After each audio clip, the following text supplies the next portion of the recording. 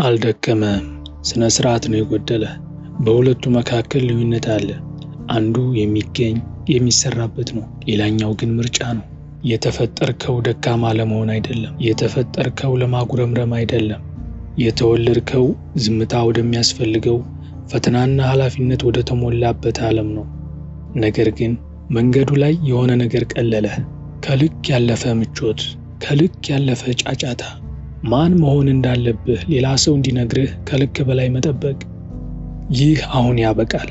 ምክንያቱም የጥበቡ መንገድ ጥሩ ስሜት እንዲሰማህ ማድረግ አይደለም፣ የምታከብረውን ማንነት መገንባት እንጂ። ዓለም ሊቀርጽህ በማይችልበት ደረጃ አይምሮህን፣ አካልህንና መንፈስህን መቅረጽ ነው። ስለዚህ በጥሞና ስማ እና ዝም ብለህም አትስማ፣ ኑረው እንጂ። በጠዋት ተነሳ። ፀሐይን ለመቅደም ብቻ አይደለም፣ ጠዋቱን ለማሸነፍ ብቻም አይደለም። በጠዋት ተነሳ፣ ምክንያቱም አልጋ ላይ በተኛበት በእያንዳንዱ ሰዓት ሌላ ሰው አንተ የምትፈልገውን ነገር ለመውሰድ እየተዘጋጀ ነው። አንተ ስታልም እነሱ ይገነባሉ። አንተ ስታመነታ እነሱ ይራመዳሉ። አንተ ከአላርም ሰዓት ጋር ስትደራደር እነሱ ከድክመታቸው፣ ትኩረታቸውን ከሚሰርቋቸው ነገሮችና ከምቾቶቻቸው ጋር ጦርነት ገጥመዋል።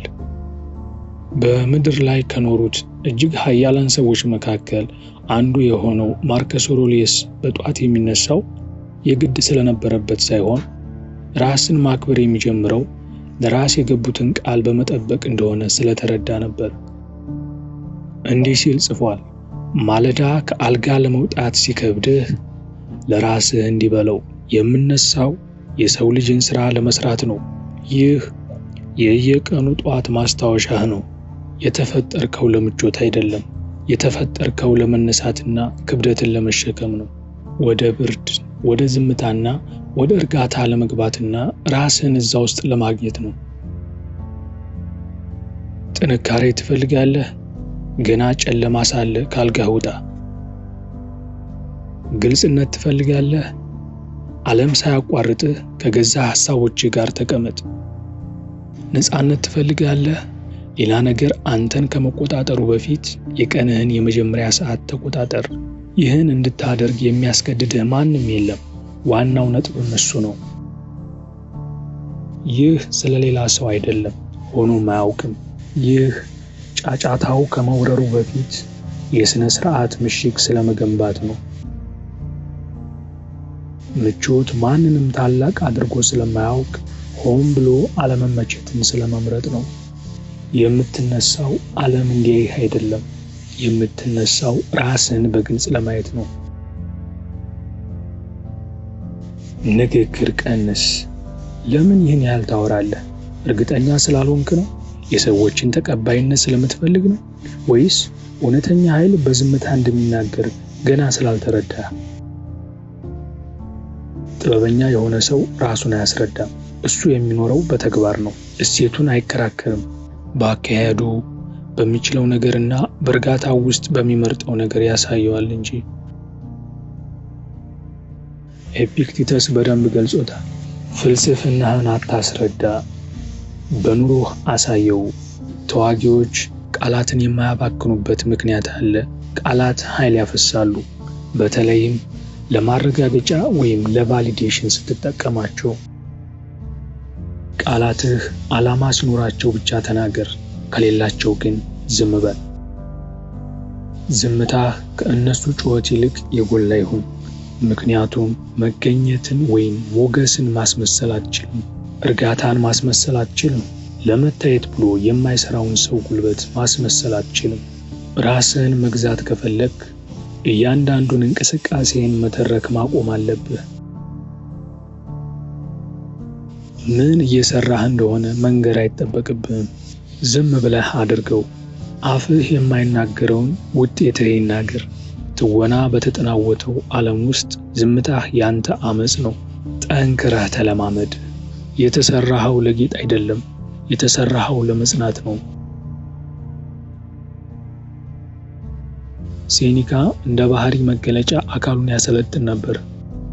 አእምሮአችንን ብቻ ሳይሆን አካላችንንም ማለማመድ አለብን። ምክንያቱም በዚህ ሕይወት ውስጥ አጋሮች ናቸውና ይላል። የሰላ አእምሮ ማዳበር ትፈልጋለህ? የተሸከመውን አካል አጠንክረው። ምክንያቱም ደካማ አካል ደካማ ፍላጎትን ይጋብዛል።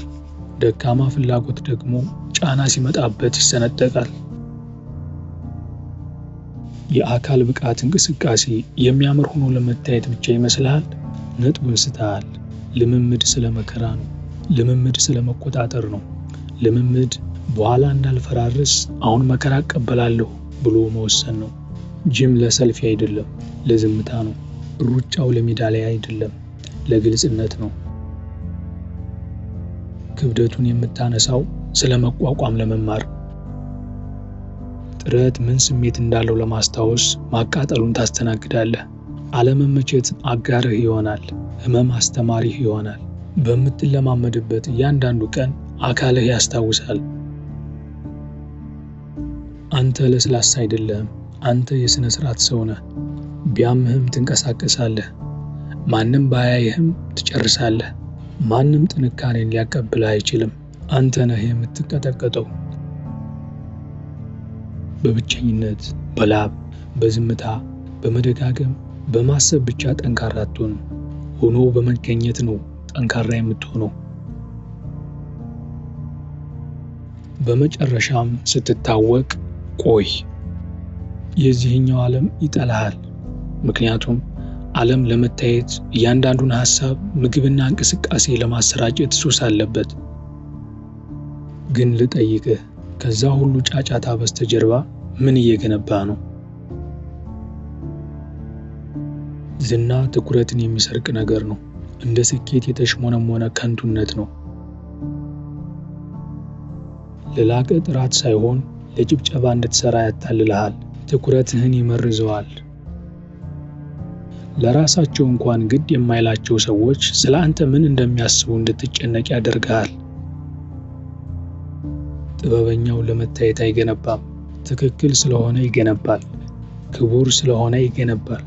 እሱ ራሱ ተልዕኮ ስለሆነ ይገነባል። ትኩረትን ከዓላማ ጋር አታምታታ። በጨለማ ውስጥ ገንባ። በዝምታ ስራ። ያለ ምስክሮች ጥንካሬ ይደግ። ዛፍ ከመሬት ወጥቶ ከመታየቱ በፊት ስሮቹን ወደ ጥልቅ መሬት ይሰዳል። አንተም እንዲሁ መሆን አለብህ። ሳትታወቅ የምታሳልፈው እያንዳንዱ ቀን ስጦታ ነው።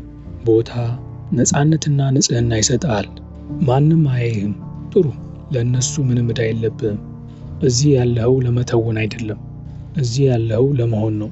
እናም ሰዎች የሚያስተውሉ ጊዜ ሲመጣ አንተ ትኩረት ስለጠየቅ ሳይሆን ጥንካሬህ ኃይለኛ ከመሆኑ የተነሳ ችላ ሊባል ስላልቻለ ይሁን። ዝምታህ ጉጉት እንዲያድርባቸው ስላደረገና መገኘትህ እንዲያከብሩ ስላስገደዳቸው ይሁን። ስለዚህ አዎ፣ በጧት ተነሳ፣ ንግግር ቀንስ፣ ጠንክረህ ስራ፣ ስትታወቅ ቆይ። ነገር ግን ይህንን እንደ ማረጋገጫ ቼክሊስት አታድርገው፣ እንደ ሕይወት ዘይቤ አድርገው እንጂ። ምክንያቱም ዓለም ሊያለሳልስህ ይሞክራል፣ በምቾት ይፈትንሃል፣ ጫጫታ ይመግብሃል፣ ተቀባይነትን በመስጠት ሊያማልልህ ይሞክራል። እናም ጸጥተኛውን፣ ቀዝቃዛውንና ከባዱን መንገድ በመረጥክ ቁጥር ዓለም ትኩረትህን ከመስረቁ በፊት ወደ ነበረው ማንነትህ ትመለሳለህ፣ ወደ ተዋጊነትህ ትመለሳለህ። የጥበቡ መንገድ ይህ ነው።